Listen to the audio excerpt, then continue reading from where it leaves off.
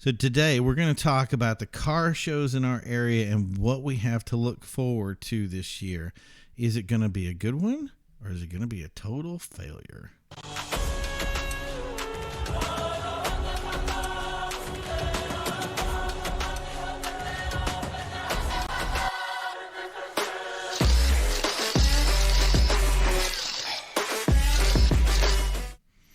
Hey everybody, and welcome to Carside Chat. I am your host, Primo, and today I want to talk about car shows, and I have an expert on tonight, our perfect correspondent for this kind of discussion that we have every year. There's all this crazy stuff going on, so I think it's important to bring it up to an expert. I have not had time to do this stuff. I mean, if you guys noticed, we actually missed, I think, the last show.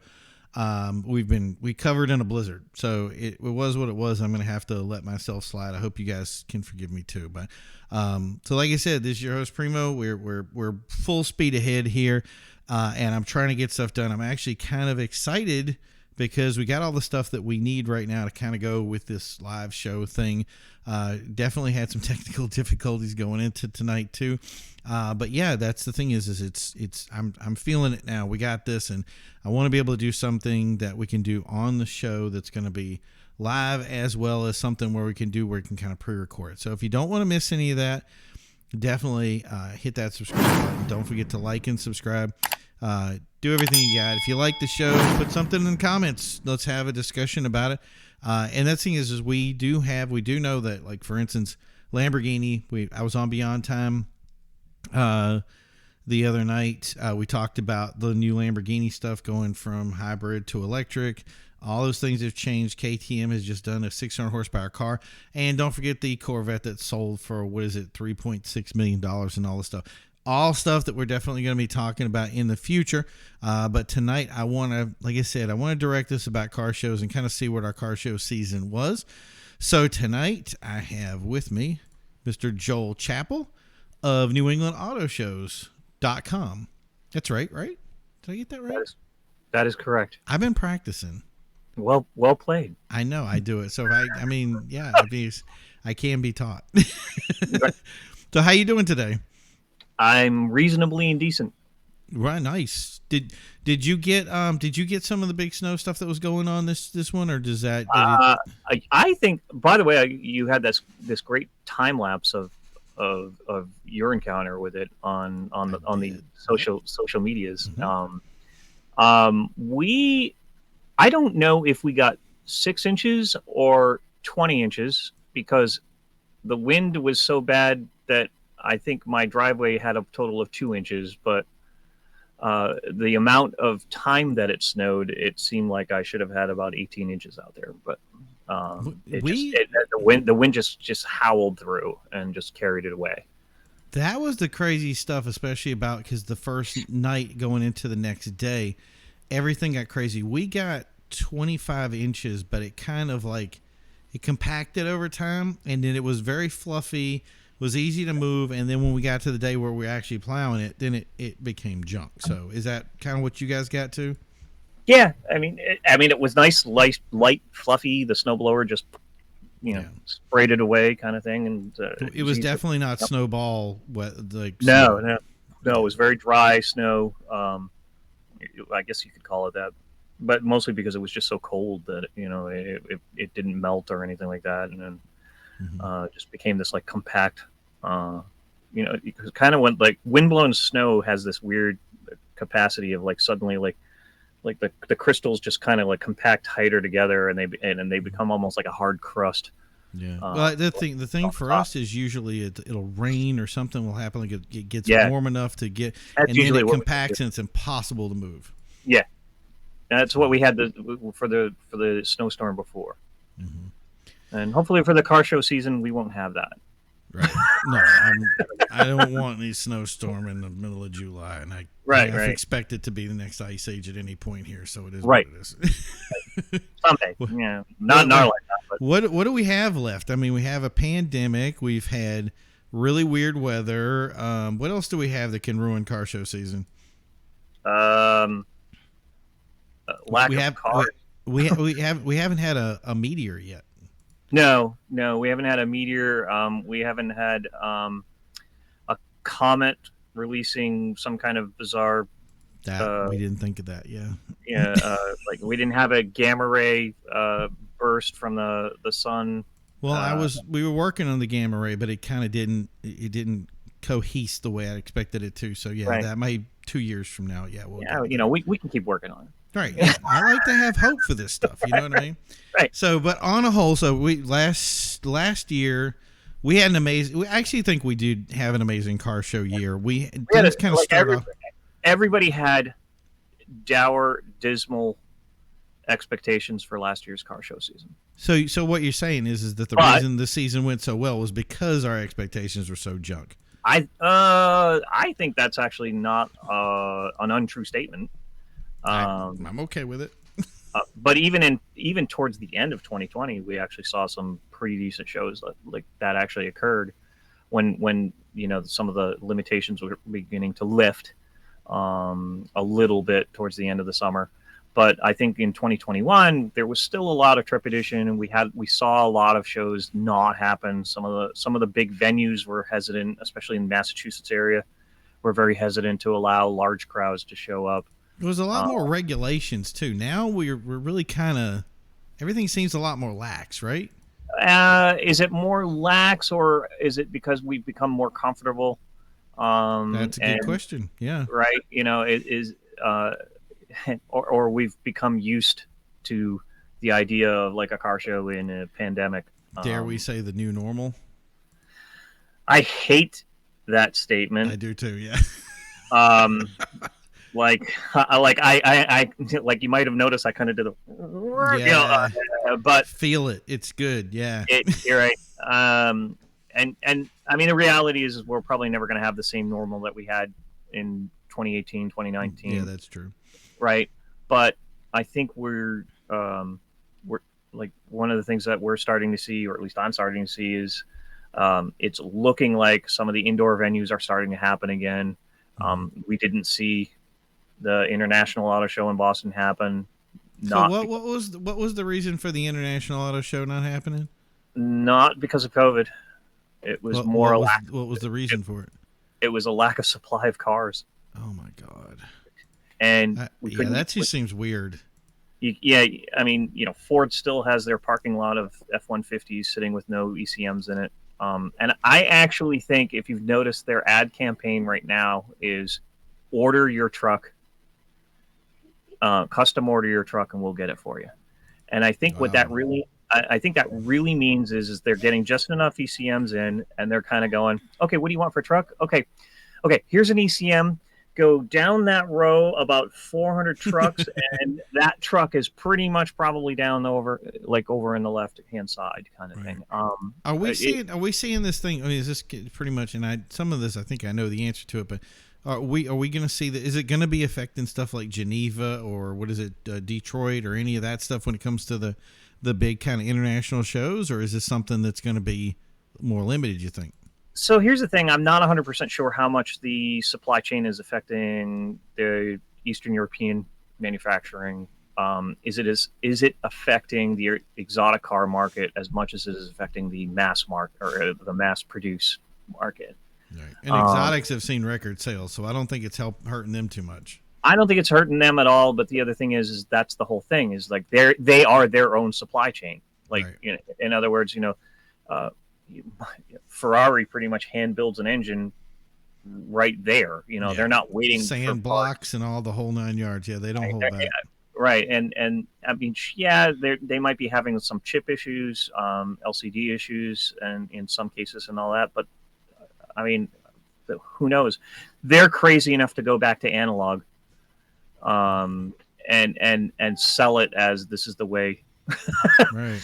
Well, that's the thing is I mean, so right now, let's put it like this. So I have seen a couple of car shows in general kind of cancel out because of the way the things are right now. So I think they're not sure. We see that restrictions are really not what they were before. I think everything we're seeing is pretty much negligent so far. So, and we had this big pop when it came into 2021 because everybody had been through a year of nothing. So the thing is I guess, what is kind of your if you will, starting verdict on what we're seeing this year? Are we seeing people that are canceling, or are they just jumping in the boat and we're full speed? I think we're in hesitation mode. Okay.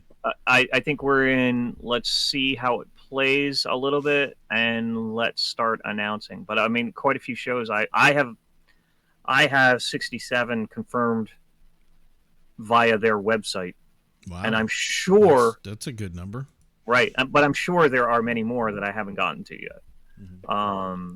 And let's remember that for me, probably about 80% of the car shows that are out there don't even realize that I have them on my list, my radar, Yeah. on my calendar, kind of thing. So are you seeing a lot of these new kind of? I've seen. What's been happening is everybody started with this kind of full momentum going in, and then everything kind of like, because 2021 was big, everybody was involved in it, and it almost felt like a hoorah. And then all of a sudden we're hitting 2022, and I'm seeing people retire, people getting out of the car show business, and people who before kind of was like, hey, this is the year I was out, that ended up going too long. Now they're kind of seeing themselves out the door.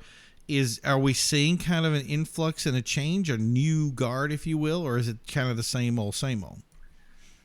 I don't want to say that it's the same old, but I also don't want to say that we're seeing like a lot of like our original car shows going away. And matter of fact, I think we can say that some of the old guard are coming back because of COVID not allowing them to be around. Mm-hmm. So like, a good example of that is the Camaro Club have officially announced that they feel that they're confident that they're going to have a car show back at the Budweiser plant in Merrimack, New Hampshire. Nice. Which is a big venue. That is probably one of the bigger venues, and I think the Camaro Club, of the 4 car shows that show at that particular venue, the Camaro Club, I think, puts on certainly the most varied and different cars that show up. I mean, you'll get everything. What's the kind of stuff that you expect at that show?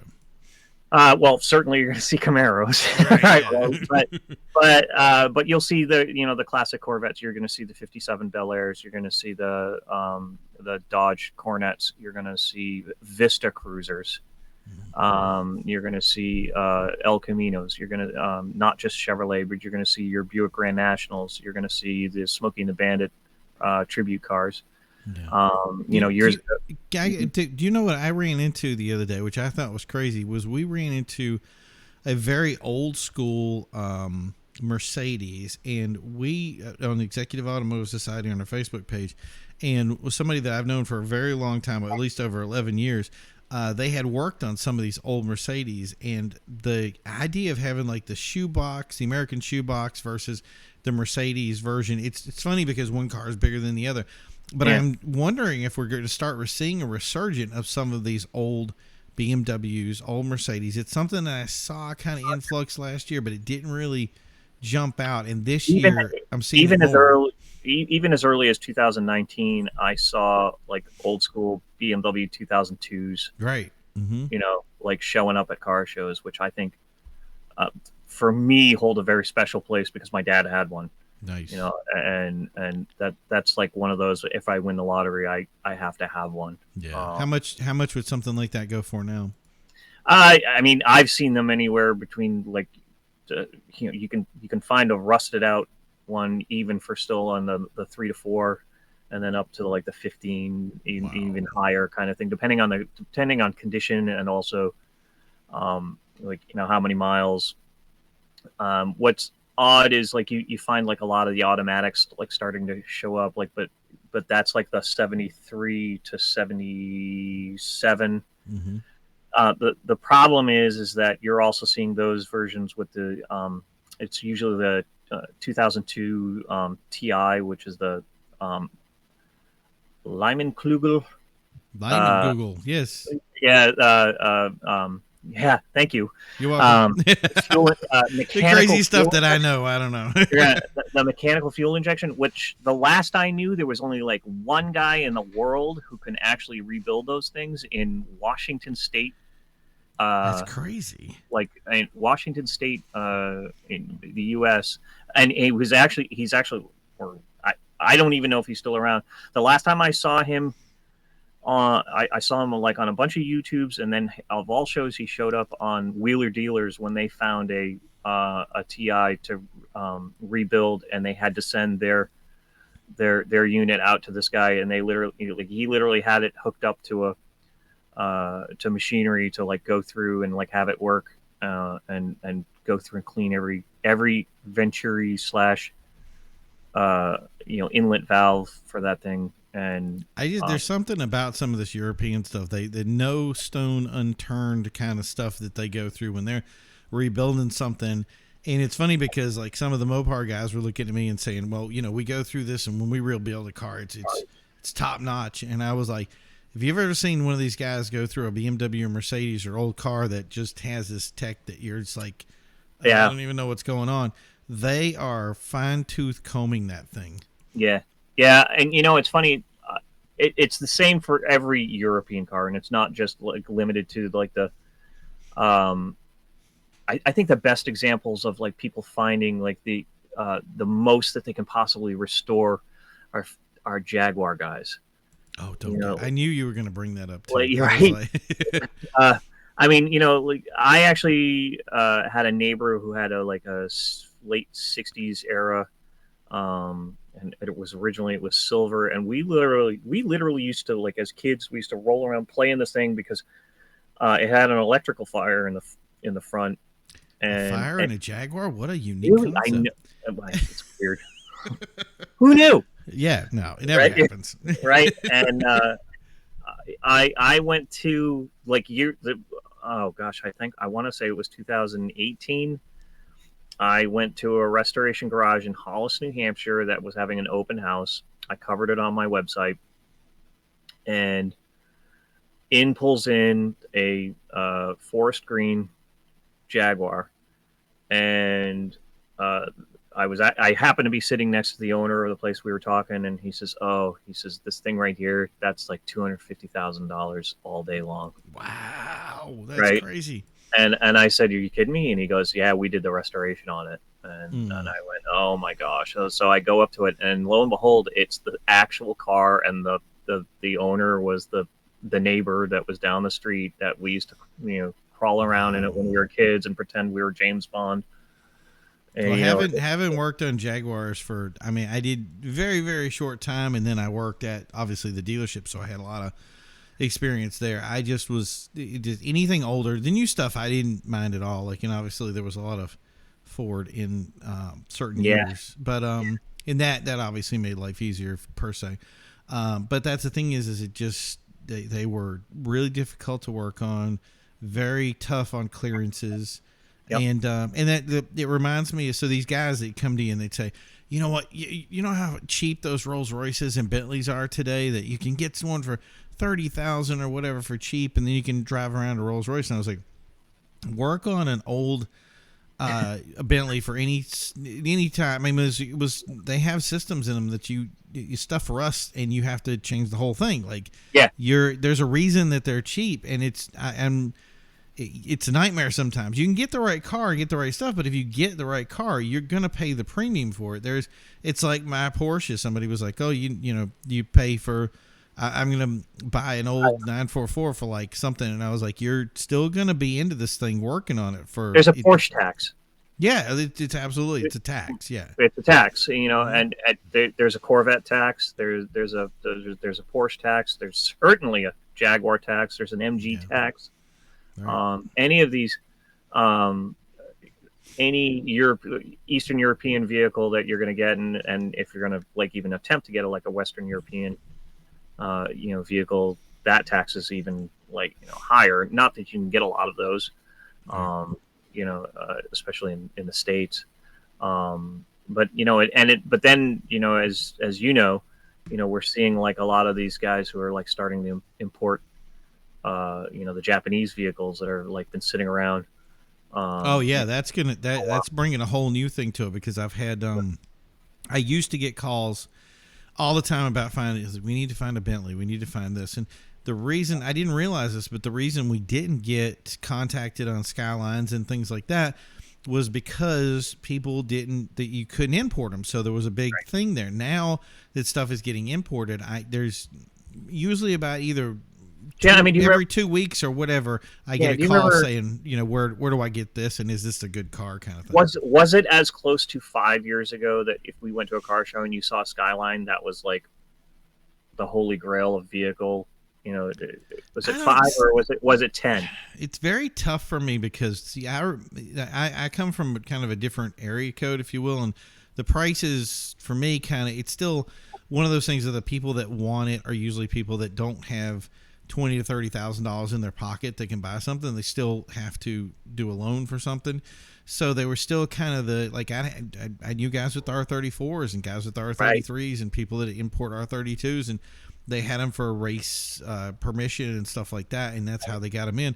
So for me, they're just kind of, you know what I mean? They're I'm sure they're going to become more special per se now, and they're going to become more common now. Last year, really, I started to see kind of like one guy that owned 3. You know what I mean? Yeah, that's unheard of today. You know what I mean?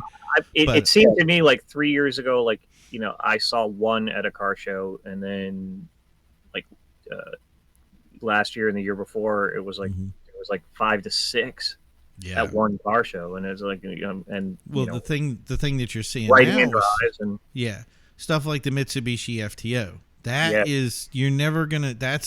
There's certain cars out there that people don't realize, like Cosworth Escorts, Mitsubishi FTO, stuff that was kind of made in like the 95, 96 era, that now really are, they bring a premium, and it would be stupid not to import a Cosworth Escort and have somebody do it up.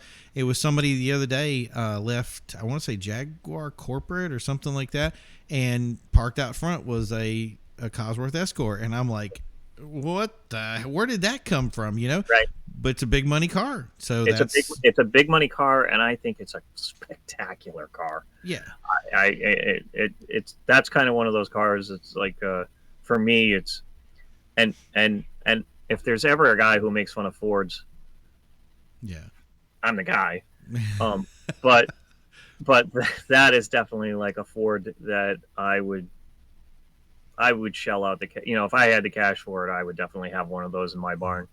Well, it was so such a spectacular car. I want to say it was Wayne Carini's place that had the first one that I saw, and it was parked next to a Bugatti, which I thought was the weirdest thing. I was like, why is this thing weirdest juxtaposition of vehicles? Right, but I think he was selling it. He said he wanted 130,000 or something like that for it. And you're like, well, and that's a good example. When have you ever seen a Mitsubishi FTO in person? When have you ever seen a Cosworth Escort? Like, you think about the rarest cars that you've ever seen, and they're not like Paganis. You're right, and it's funny too, because I think I've seen more Paganis than I've actually seen a Cosworth. Absolutely. But when I finally, I think I only saw my very first Cosworth like only within the last 5 years. Right, that's what I'm saying. But it's been like one of those cars that I've like always said, oh, I got to get one of those. That's something that I have to get. I want to say that car was, I think they only made because it's a homologated car. It was made specifically for racing. So they had to build a certain amount within a year time frame. The first year, I think they only had to make 500, so it was really easy to get them in. By all said and done, I think they had only made 3,000 of them, which is right. I mean, something reeks of collector. There's your car, There's your car, right? And that's why you're seeing them even as early as you were seeing them for like 130,000, and right. Some like a non-running still goes for like the 5 digits, easy. Yeah. But I think that's something that, because a lot of times, when these guys talk collections, they never, the old Jaguars come up, the old Alphas come up. A lot of these cars that I haven't really heard anybody jumping in and saying, hey, we're looking at this RX-7, you know what I mean? Or maybe some of the Datsuns do pretty well in that market, because they're like a 240Z or the dead brands. The 260 is kind of thing. What's interesting is that I'm seeing that are showing up now is like old Chevrolet Loves, I'm sorry, say again? You've never heard of like the Chevrolet Love? Spell it. LUV. No, this is the first time I've ever heard it. It's basically when everybody who was anybody was buying a SR5 Toyota pickup, 2-wheel drive pickup, or the Oh, I've Datsun seen one. Oh, pickup, that's funny. right? And then Okay. Chevrolet were importing Mitsubishi trucks and slapping Chevrolet logos on them, and they called it the Wow. Chevrolet Love. And let me tell you, if you got one that wasn't rusted, it was somewhat of a miracle. I'm actually going to see if And we can so that pull up a picture right now. Hold on. So if I Flying can, Sparks Garage right now is restoring one that actually has a rare diesel. a D. Now, I'm Wow. not 100% sure if it actually came with a diesel or Right. if it or if somebody like retrofitted one into it. But it's always been a fascinating view. My cousin had one that he restored back in the I don't think you see. You can't uh, see this right 80s. now, but this is the. I'll minimize this picture up so people can see it. I need to make it so it defaults, but that truck right there, that's your Chevy Love. That's And that's unique. what a bizarre vehicle! What a Yeah. bizarre vehicle! But suddenly it's like interest in those are starting to show up, and like even Wheeler Dealers did a restoration of one back a couple of years ago. Yeah. And I saw one recently, and it was kind of like one of those. To find one of those in New England that still has a full frame on it is probably a miracle because Yeah. That you looks like know a rusty car. Like that looks like a car that right rusts yeah, easily. yeah So yeah but I mean like other cars that that seem to be showing up at car shows with more frequency, I think, are uh, the old 1970s station wagons. I've been. I will say this now. I will say it always. It was something that I said to Alpha when they brought their stuff into the States. I know people. I know SUVs are the thing, and I know trucks are the thing, and I'm okay with that. But if you want to bring a new car into this market the way it is right now, and you want to shake some trees, bring a wagon. Everybody, no matter how they says it, gets into that wagon, and I'm kind of I mean, amazed they haven't caught on. well, I mean, but here's the thing, like how well did that, like Passat had a wagon for a while Yeah, that actually did very well, that's and what I'm saying. like and how well did the BMW estate wagon do? Yep. It It's like I said, people. I think people don't realize how much having an option that nobody else has yeah is what's important. yeah. So And I'll tell you right now, I would love to have a BMW estate wagon as right.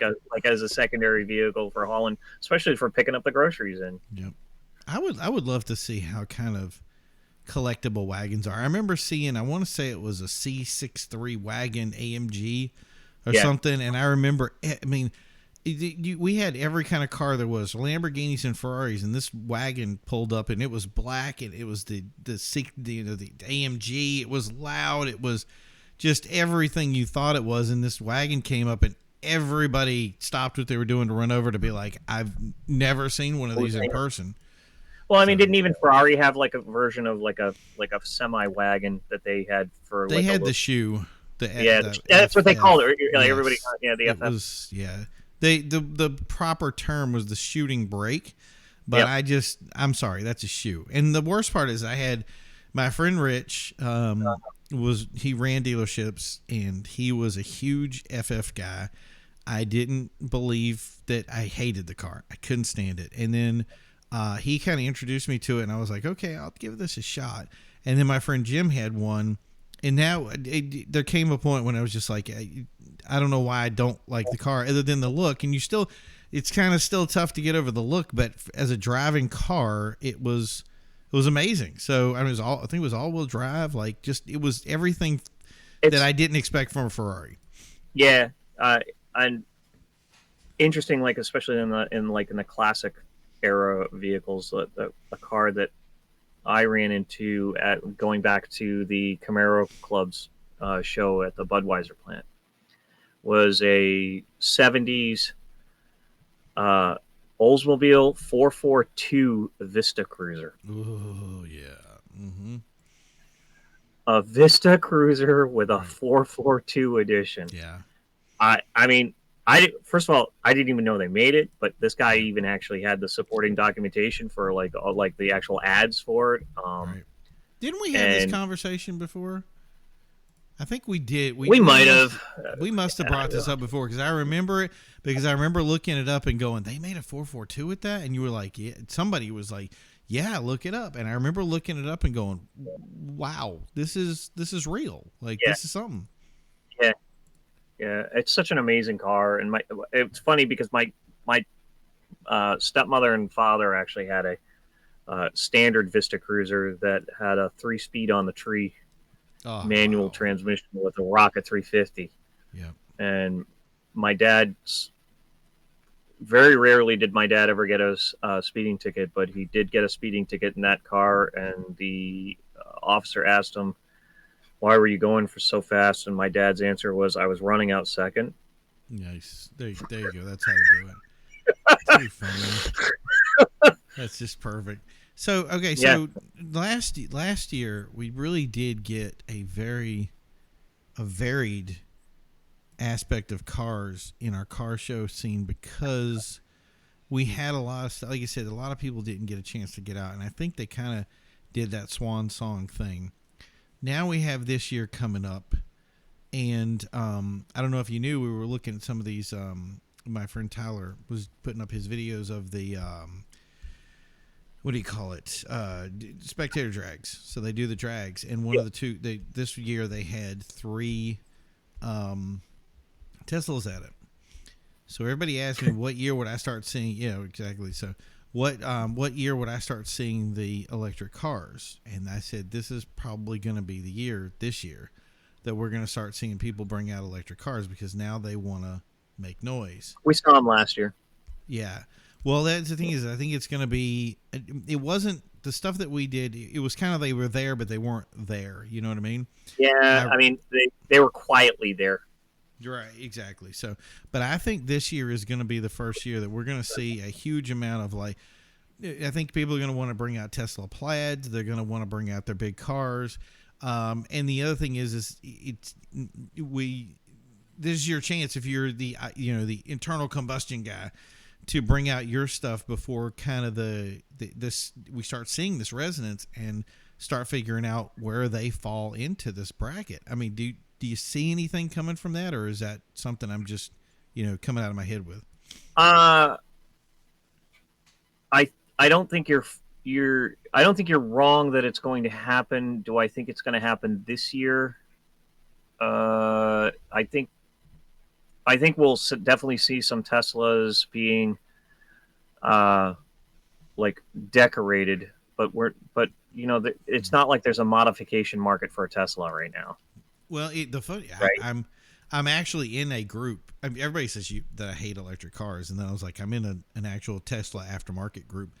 I know it's going to happen. I know it's going to be one of those things. I mean, it's inevitable. I mean, the inevitability of just imagine all it is like the difference between one car and the other is a reprogram, and then once you reprogram it, now you're like, okay, well, now I have all the power of a Plaid. It simply is a computer thing. There's going to be like Teslas that are going to have that magic switch put on them that like suddenly launches like everything into all motors, and give me everything. Right. That bypasses whatever resistor or whatever kind of thing, and that's suddenly going to give it like the magic 2 I think it's a natural progression. It certainly is. But here's the thing: do I see that happening? I certainly see that happening at a spectator drag show. Absolutely. The thing that I liked about the spectator drag was the Plaid guy. You could tell he was setting up for launch control. So he was doing he would drive up, program the car, and then pop. And that thing was doing the only thing that there was an eclipse that really gave it a run for its money, but the 0 to 60 in that style of racing is perfect for it. Right. So he just get up to his power, get around, and the only thing he lost, but he did lose to a Corvette. So it is what it is. Right. And honestly, I'm a little surprised that he lost. Right. Yeah. Exactly. To be brutally honest, I think the electric car has a drastic advantage over any internal combustion vehicle because of its raw and straight torque. Right. But I think the thing is it runs out of leg room. That's the way I'm going to say it. It's probably not geared correctly. So that's the thing is you're gonna Right. start seeing like gear ratios change on the electric motors, type of thing, and where people are going to start machining their own. If you really want me to know where this is my thing, and I saw the testing video on it, and I think it would be something I'd really like to share at some point. I probably should have brought it up tonight, but with the new Cayman setup, they're testing this Cayman stuff, and watching that Cayman electric car. Have you seen that video? I haven't seen it, but you're the third person to bring it up to my attention that I need to watch it. Yeah. But I will say that, realistically, we were kind of seeing that progression through the hybrid cars. Right. Right. But it's just a natural progression. That's all I'm going to say to that. Yeah. Right. Exactly. like an NSX that was doing 3 second 0 to 60 times. Right. Which is technically a hybrid. Was the biggest. I say this to this day, and everybody can argue with me all you want that I'm wrong about this, but it's the way Koenigsegg did it. Koenigsegg went with a hybrid motor. They went with a ethanol setup for fuel, and they were making power hand over fist. And here's the NSX that just took the basic concepts of that and used it with a regular combustion engine, did the 0 to 60 as being the prominent thing, and then coming back with the big power end of it would be the combustion side of it. I said the perfect mate. I said it when Chevrolet announced the C8. I said, and people laughed at me, I said, the reason that they're going for a mid-engine is not to create a mid-engine, not to have a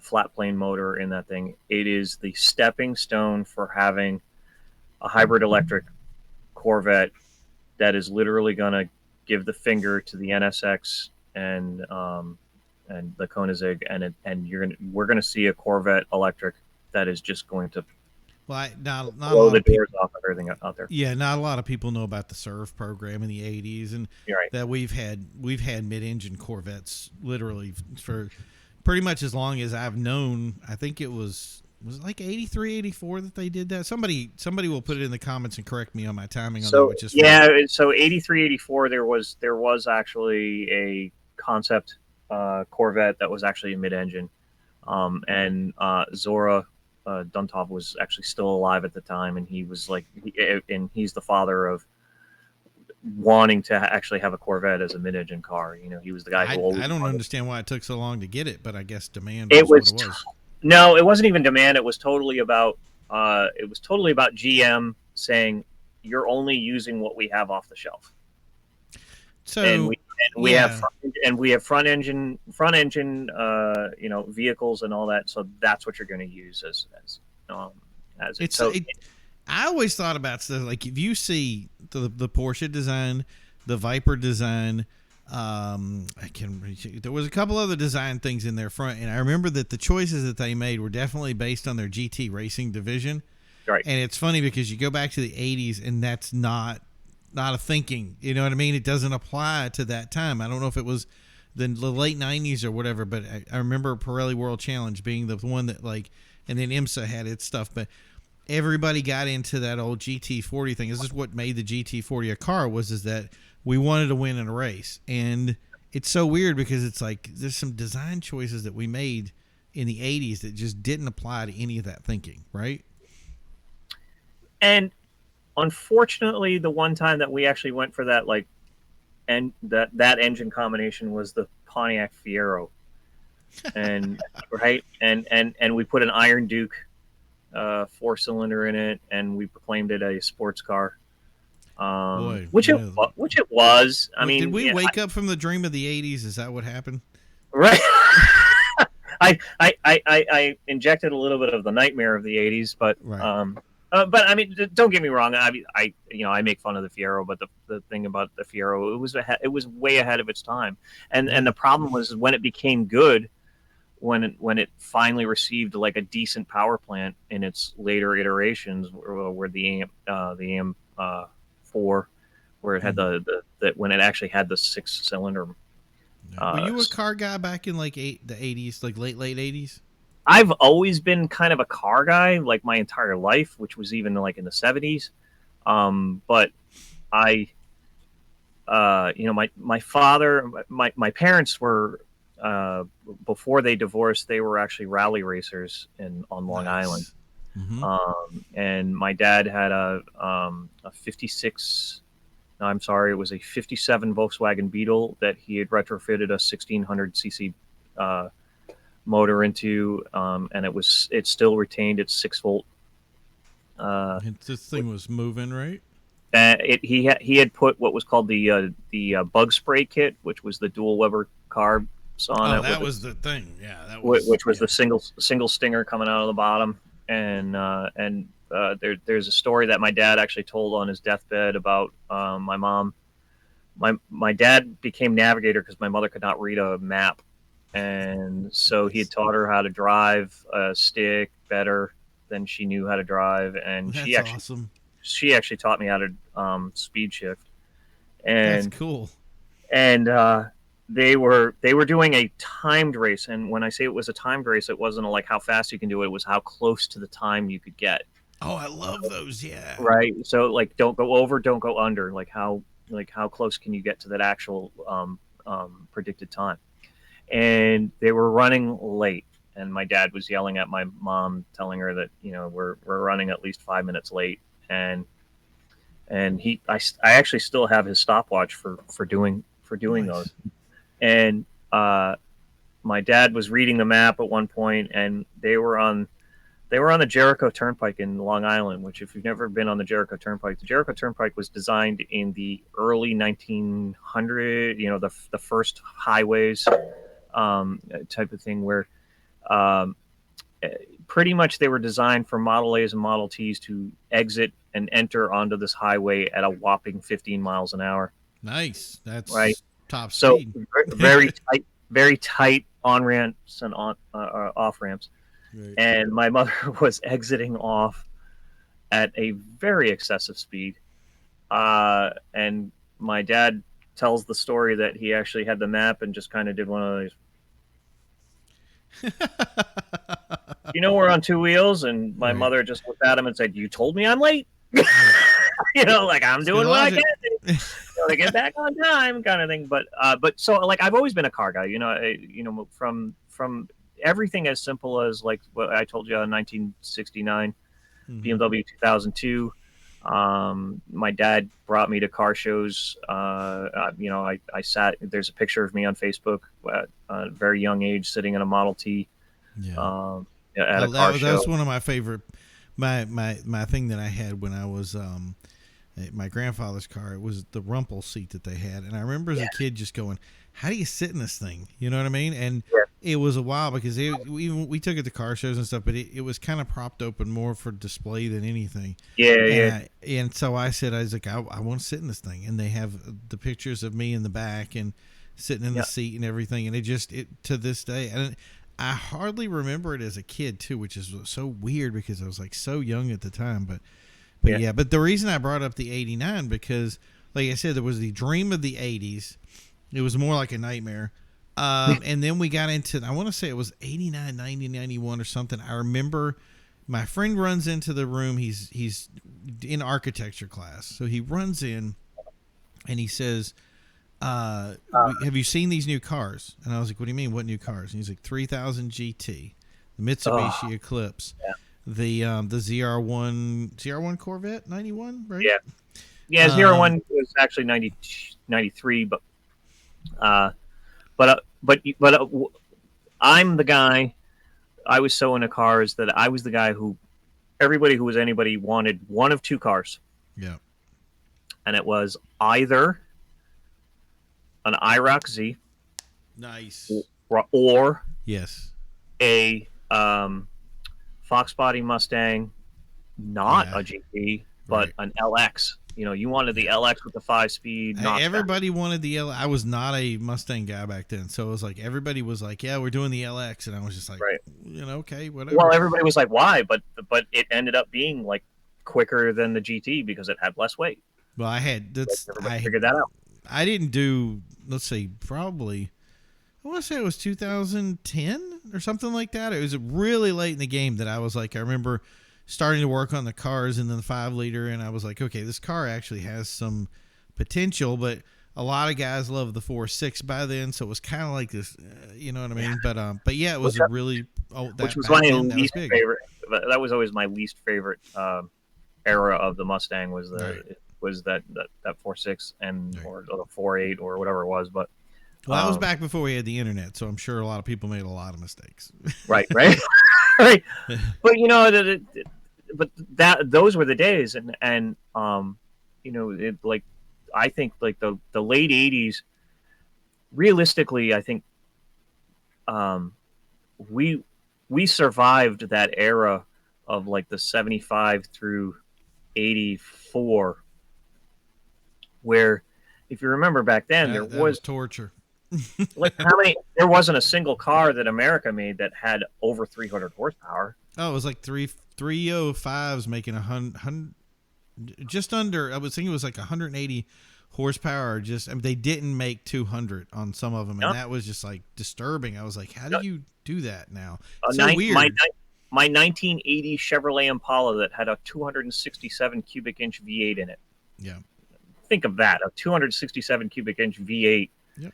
That I think put out a whopping 189 horsepower. Yeah, that was my car that I took my driver's test on. Was our 82? I think it was an 82 Trans Am, and I just remember thinking, well, this car's got all the power. Like it do burnouts and do all this other stuff. And now I'm looking at it going like, is that really all it made for power? Like, did I dream something? Right. I don't. I remember the officer getting in the car going, he was kind of like, and there was an ice storm that day, so it was even better. So I take my driving test in an ice storm. The cop gets in the car. My mom is stuffed in the back because you have to have somebody with you to prove it.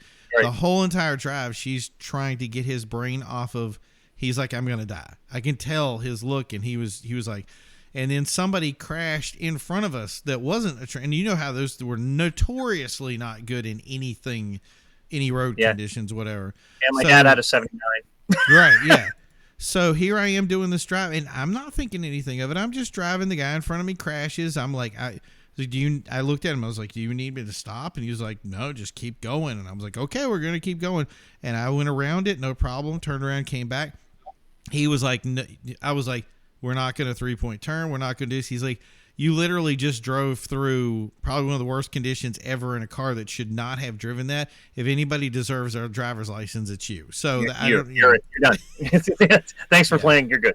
Right. Exactly. I'm alive. You passed. Right. So yeah, but that was the thing. That was the era too. My driving test was also in the snow. Yeah. But I drove.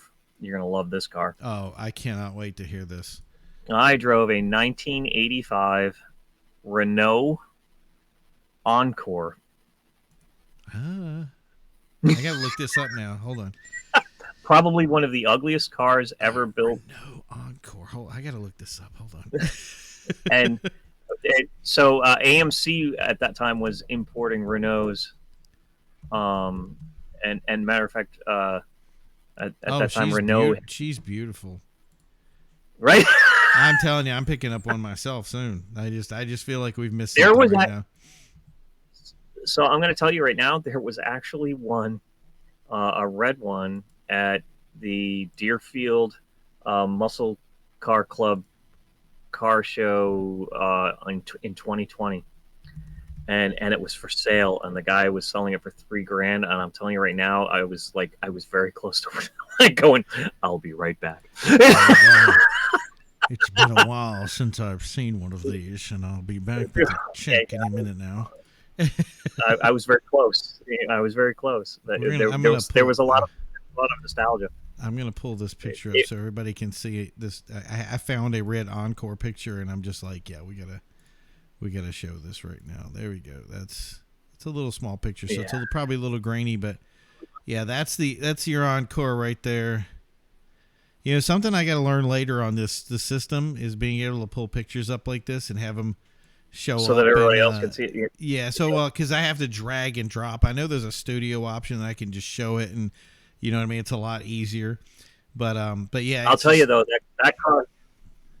that car, I actually used to race. When my very first job, where I worked at a grocery store, and it was called Violet's IGA, and it was in a strip mall, and we used to hold what was called the Violet 500, which was basically 1 or 2 laps all the way around the strip mall. The strip mall.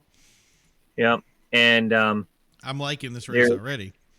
Right, and I ran in that Encore quite a few times. Didn't do too half bad against a Mazda GLC. Nice. What did it make for power? Oh, I think it was like 85 horse. if that. All the way. I know. I mean, I want to say the kids 1.4 cylinder or 1.4 liter 4 with a 5-speed. Kids today do not know the glory that is the Chevette. Right. Oh yeah, my mom drove 2 of those as company cars. Yeah, I grew up, but they were automatics, and she hated it. She hated that thing, like despised it with a passion. My mom did her stuff. She worked for a company, and she constantly won cars. I mean, they just gave cars away back then, so she constantly won. But the car they won was a. Were they all pink? No, they were. It was an orange car. Like it was a kind of fiery looking car, which was perfect for a Pinto. So yeah, exactly right. Yeah. Right. So if once we got rear-ended, nobody noticed. Right. My mother had a 1979 Pinto that was red that my sister ended up inheriting, and that's what we replaced that car with the Renault Encore.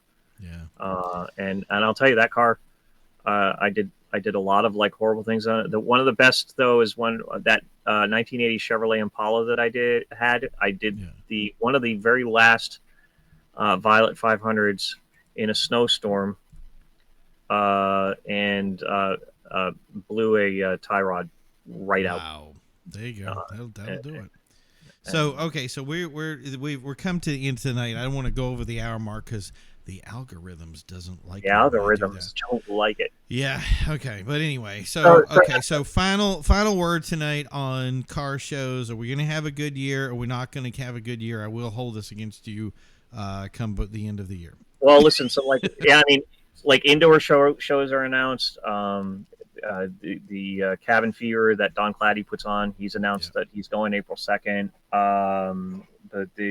Some of the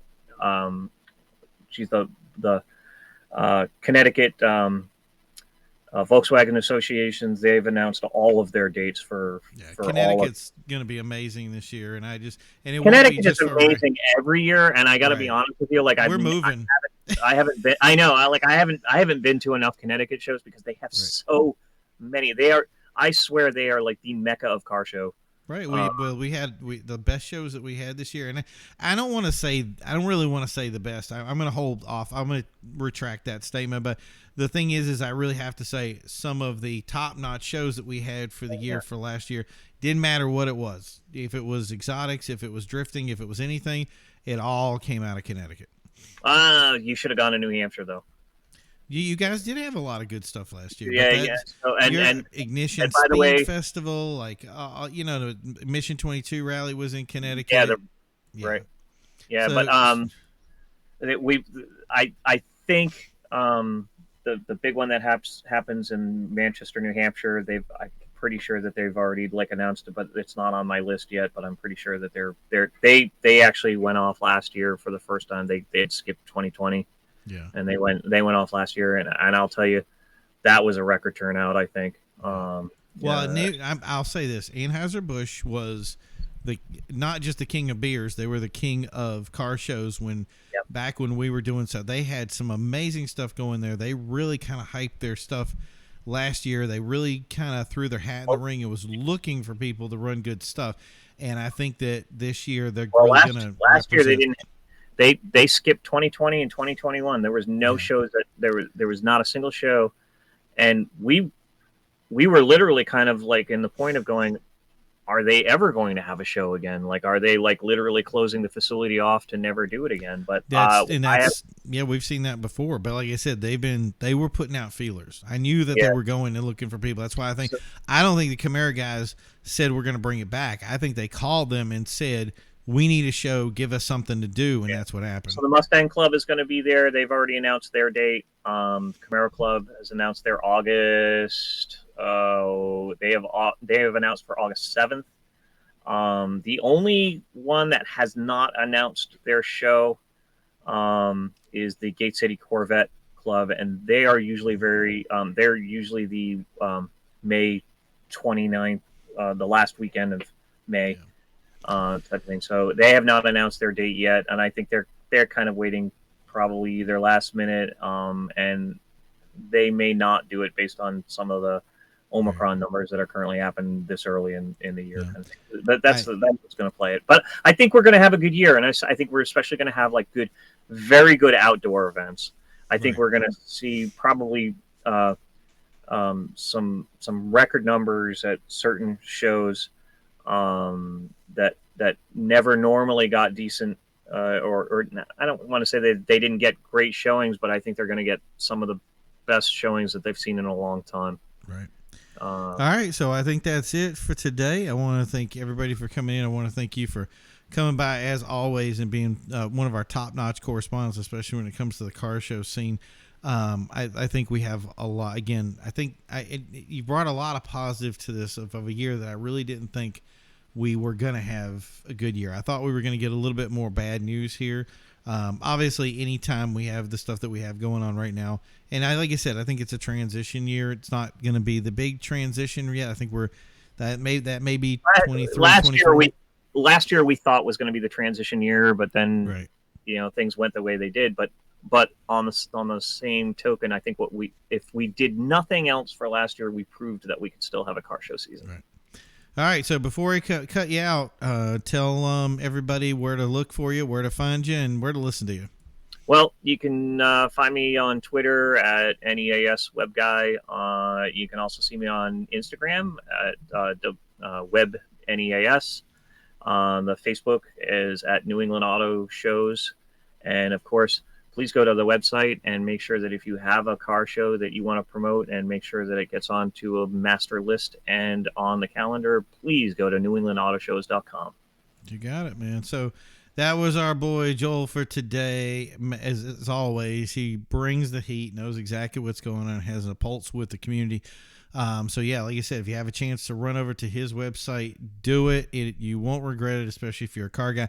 And it doesn't matter if you are just an exotic guy, if you're just an import guy, whatever it is, he's going to have everything there. Check it out. And as always, don't forget to sign up to IG at Executive Automotive Society. Look at us up on Facebook. Everything with the same exact logo thing that we always use there. And again, don't forget, like and subscribe. Don't forget to hit bells. Don't forget to hit dues. Put some comments in. If you got a car show or anything that you want to be part of this year, put it down there. We're going to be happy to see you. So check out these other videos. Check out these videos. And as always, guys, don't forget to drive.